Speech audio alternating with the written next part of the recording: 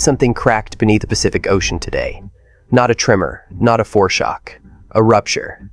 A full magnitude 7.5 detonation buried deep beneath the ocean floor, so deep that the energy traveled through layers of compressed mantle rock, through miles of dark water, before it finally clawed its way to the surface and triggered alarm systems across an entire island nation simultaneously. Tonga went quiet before it went loud.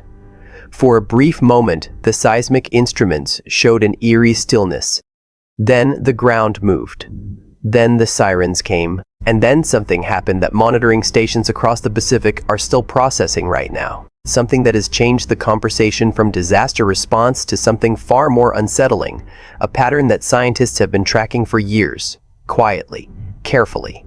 The way you watch a fire that hasn't reached the gasoline yet. The Pacific Tsunami Warning Center declared no threat. Official. Formal. Final. But across the Tongan Islands, families were already moving. Already climbing. Already looking at the ocean the way you look at something you used to trust and no longer do. Because Tonga has a memory, and that memory lives in the bones of every person who stood on these shores in January 2022 and watched their world disappear in a column of fire and ash that punched through the stratosphere like it was made of nothing. This is not just an earthquake story. This is a pressure story. And the pressure has been building for a very long time. Here's what happened. At a depth of 237 kilometers beneath the ocean floor, the Pacific tectonic plate did what it has been doing for millions of years. It moved. But this time, the movement was not a gentle creep. It was a sudden violent release of accumulated stress along one of the most geologically volatile boundaries on the planet. A 7.5 magnitude event. Seismic energy so powerful that instruments in Sydney, more than 2,000 kilometers away, detected the waves within minutes of the rupture. The ground beneath Australia moved because of what happened beneath Tonga.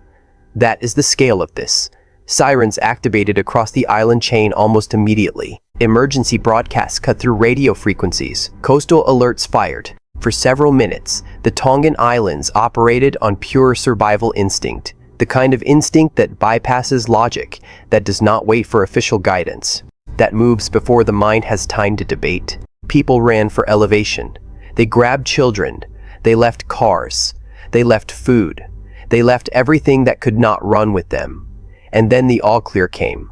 No tsunami. No catastrophic wave. The depth of the earthquake, 237 kilometers, had absorbed much of the vertical displacement that shallow earthquakes use to generate tsunamis. The energy spread outward instead of upward. The ocean's surface rippled, but did not rise. Tonga was safe. For now. But safe from one thing is not the same as safe. And the scientists watching the data streaming in from seismic networks across the Pacific were not looking at what had happened. They were looking at what hadn't. To understand why this matters, you have to go back. Not to last year. Not to last decade. You have to go back to the morning of January 15, 2022, when the Hunga Tonga Hunga Habai underwater volcano did something no living human being had ever witnessed at this scale. It erupted with the force of hundreds of nuclear weapons detonating simultaneously. The explosion was so violent, so instantaneous, that it launched a pressure wave, not a sound wave, a pressure wave that traveled through the entire atmosphere of Earth. Every barometer on the planet recorded it. Twice. Once when the wave passed in one direction, and again when it circled the globe and passed from the opposite direction. Scientists had to go back to the Krakatoa eruption of 1883 to find a comparable event. That was 143 years ago. The eruption vaporized the island itself. Hunga Hapai, an island that had existed, that had been mapped, that had been photographed, was gone. Not submerged, not flooded.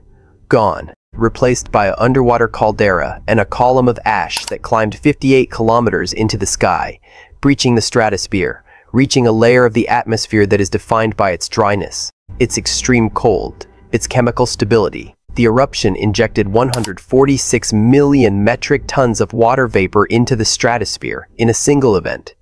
That number requires repetition.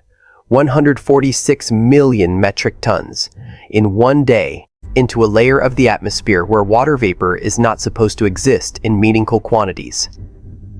Scientists scrambled to model what this meant. What happens when you flood the stratosphere with moisture? What happens to temperature patterns? To rainfall distribution? To the chemical reactions that govern the ozone layer? The answers were not reassuring, but the human cost was immediate. The tsunami that followed reached the Tongan island of Mango and did not leave anything standing. Every home, gone. Every structure the community had built, gone. Residents were evacuated to the sound of waves they never heard coming because the eruption had severed communications cables and silenced every warning system simultaneously. 84,000 people across the archipelago experienced that night in darkness, with no phone signal, no internet, no way to know how large the disaster was or where it ended. 4 years later, the Tongan people have rebuilt. They always rebuild. But the earth beneath them has not reset. It never resets. The reason Tonga sits at the center of so much geological violence comes down to one structure, the Tonga-Kermadec Trench. This is one of the deepest places on Earth. It stretches nearly 2,500 kilometers across the floor of the Pacific, reaching depths of more than 10 kilometers in certain sections. But its depth is not what makes it significant. What makes it significant is what is happening there, right now, at this moment, at a pace that seems slow to a human being, but is extraordinary by the standards of geological time. The Pacific tectonic plate is diving beneath the Indo-Australian plate at a rate of 24 centimeters per year. That is the fastest subduction rate measured anywhere on the planet. No other convergent boundary on Earth moves this quickly. The Pacific plate does not ease into the subduction zone. It plunges. It locks. It builds stress in enormous quantities, and then, eventually, in ways that no model has yet been able to precisely predict, it releases. Every year of subduction is another year of accumulated energy. Every decade is another decade of pressure building along fault segments that span hundreds of kilometers of ocean floor. The plate does not release this energy smoothly. It releases it in events. Earthquakes, eruptions, tremors, each one a negotiation between the force pushing the plate down and the resistance of the material it is being forced beneath. And here's what the data shows when you pull back far enough to see the full picture. In the decades spanning the 1980s, this system released a measurable quantity of cumulative seismic energy. In the decade of the 1990s, that number was higher. In the 2000s, higher still. The 2010s followed the same trajectory. Each decade, the cumulative energy released by the Tonga-Kermadec system has exceeded the decade before it without exception. 2018 brought a deep megaquake at 600 kilometers below the surface. A deep focus earthquake so powerful it registered globally and puzzled researchers with its unusual focal depth. 2021 brought another significant rupture. 2022 brought the eruption. And now, in 2026, this. The system is not releasing pressure. It is generating more of it. There is one detail buried inside today's data that seismologists keep returning to. One specific absence that is, in its own way, louder than the earthquake itself. After a 7.5 magnitude main shock, the seismological models are precise about what should follow. Aftershocks. A cascade of smaller events as the fault zone adjusts, settles, redistributes the stress that was released. The largest expected aftershock following a 7.5 main event carries a predictable magnitude, typically in the range of 6.5 or larger, and it should arrive within hours. This is not a theory. It is a pattern observed across thousands of earthquakes worldwide, refined over decades of data collection, consistent enough to be built into early warning systems and emergency response protocols globally. It has not arrived. The fault went quiet after the main shock. Too quiet. Instruments that should be registering dozens of small aftershocks in the hours following a rupture of this size are showing reduced activity, not silence. The Earth is never completely silent, but significantly less than the models predict. And in seismology, when a fault produces less seismic activity than expected after a major event, there are two possible interpretations. The first, the energy released was complete. The rupture was total. The fault segment has adjusted and the system has stabilized. The second, the stress has not dispersed. It has redistributed, migrated to adjacent segments, locked onto a different section of the fault that is now carrying additional load. Load it was not designed to carry alone. The instruments cannot yet tell the difference between those two interpretations, and the longer the quiet continues, the more the second possibility moves from theory to concern. What happens inside the Tonga-Kermadec system does not stay inside the Tonga-Kermadec system. That is the part of the story that extends beyond seismology, beyond disaster response, beyond the Pacific. The 2022 eruption demonstrated this at a scale that changed atmospheric science. The water vapor injected into the stratosphere has not dissipated. 4 years after the eruption, satellite measurements confirm that stratospheric water vapor remains approximately 50% above pre-eruption baseline. Climate models are still working to quantify the full downstream effects on global temperature patterns, on monsoon systems in Southeast Asia, on drought cycles in regions that depend on predictable rainfall to grow food. A single geological event in the South Pacific altered the chemistry of the atmosphere across the entire planet.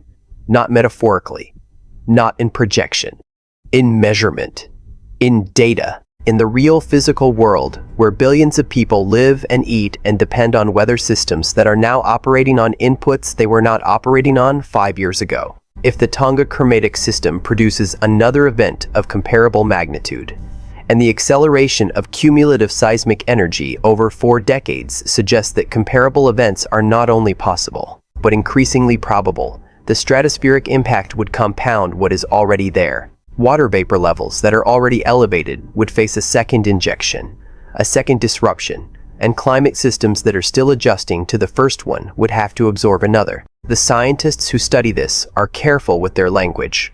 They do not use words like catastrophe or collapse. They use words like anomalous and unprecedented and outside modeled parameters.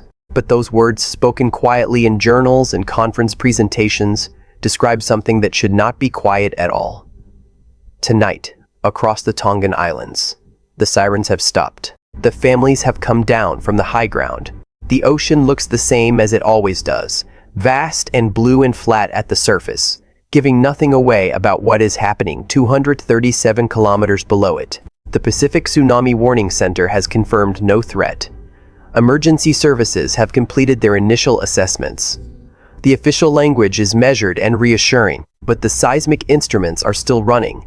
They run continuously, every second of every day, feeding data to monitoring stations in Hawaii, in Japan, in Australia, in the United States. And right now, those instruments are tracking a fault system that just released an enormous amount of energy and then went quietly, unusually, unexplainably still. The missing aftershock has still not arrived. And somewhere along the 2,500 kilometers of the Tonga-Kermadec Trench, on a fault line that moves faster than any other on Earth, on a system that has been building energy for decades, in a region that vaporized an island 4 years ago and is still writing the consequences of that event into the chemistry of the global atmosphere. The pressure is still there. It did not go away with the earthquake. It went somewhere, and where it went, and what it is doing there, and when the system will decide to move again. That is the question that no instrument on Earth can currently answer. The Pacific is not finished. It is never finished. And what comes next, nobody knows.